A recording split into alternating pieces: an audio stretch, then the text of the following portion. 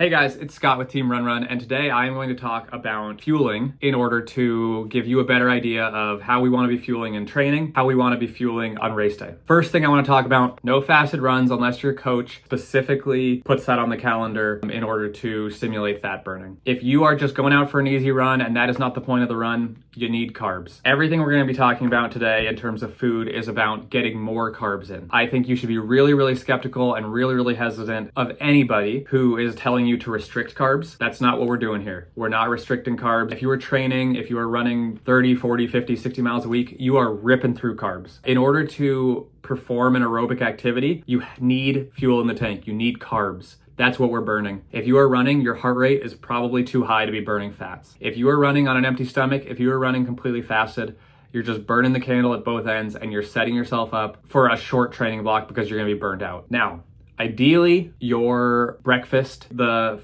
fuel you're putting in your body beforehand, is something super healthy, like organic bananas with peanut butter and honey and stuff like that.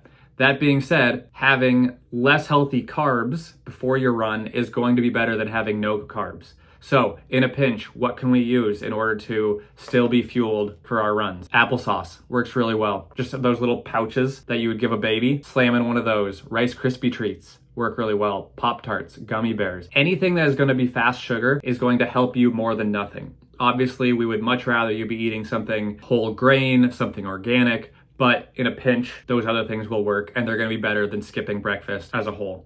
Even the same fuels we're using in races, if you've got a gel lying around and that's your only option before you go out for a run in the morning, just have it. It's better than nothing. We would like you to get in 300 to 500 calories, 60 to 80 grams of carbs before you go out for an easy run. I know that's not always possible. The more you can get in, the better. So now we're going to be moving from just making sure we're not fasted into our workouts. Not our race days, but our workouts. Workouts are actually the most important fueling training we can do for a couple of reasons. One, we don't want to try anything new on race day. We want our fueling dialed in beforehand. Workouts are where we do that. Two, just like we can train our body to run faster, we can train our gut to take in more carbs. The more we're taking in training, the more we're going to take in on race day. And I'm a big believer that you should never run a hard workout without carbs during it. You're just going to see way better performance in the workout. You're going to see way better recovery after the workout. So bring a gel, bring a bottle with a carb drink, whatever you got to do. We are targeting the same 60 to 100 grams of carbs per hour in workouts as we are on the race, because the more familiar your body is with taking in fuel,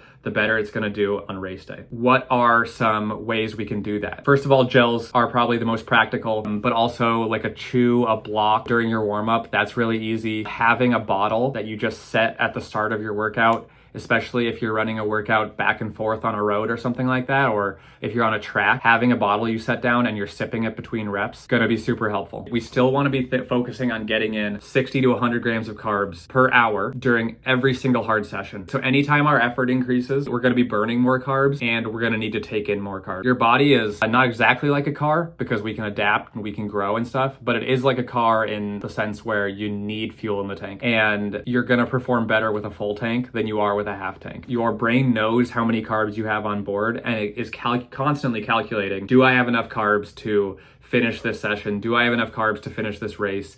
And the higher your stores, the more it's gonna let you do. So we're taking in carbs before every single run. We're taking in carbs during every single workout. And that's where we're getting our race. We're using the same fuel we're gonna take in the race. Now, in race day, especially for the marathon, here's how we're gonna get our 60 to 80 grams of carbs per hour. At minute 0, right before the gun goes off, we're gonna take a gel. Most gels are 25 to 40 grams of carbs. Let's say that is a 30 gram gel, 30 grams at minute 0. All right, now in the marathon, for the next 30 minutes, I want you sipping on a carb drink. So from minute 0 to minute 30, if we're sipping on a carb drink, typically we'll be able to get down probably 40 to 60 grams of carbs in that first 30 minutes. So let's call it 50. The first 0 to 30 minutes, we're gonna get 50 grams of carbs. That gets us to 80 grams of carbs in the first half hour. Now we're gonna wait 15 minutes, and at the 45-minute mark, we're gonna take another 30 gram gel. And we're gonna take one every 30 minutes after that, right? So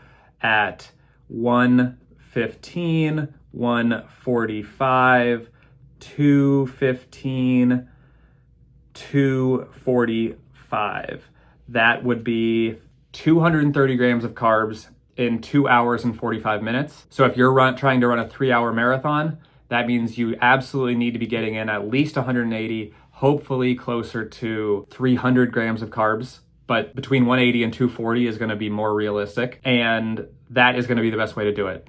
Gel at 0 minutes, drinking a carb drink from 0 to 30 minutes, and then a gel for every 30 minutes starting at 45 minutes, right? So gel at 45 minutes, gel hour 15, hour 45, 2 hours 15, 2 hours 45. I know that's a lot of gels. I know that's a lot of stuff to carry along with you, but you are going to see a major jump in performance when you up your fueling. If you're below 60 grams of carbs an hour, upping your fueling to 60 to 80 grams of carbs or higher. If we're able to get that in workouts and long runs, we can go higher. You're going to see a major jump in performance. And during your workouts, you're going to see a major jump in recovery as well. You know, a lot of people love these fancy gadgets and stuff. Food and sleep are the best keys to long careers and consistent careers. That is going to be it from me on fueling. I hope this helps. Get those carbs in, no fasted runs. Get the carbs in during workouts, get the carbs in during races. The more, the better.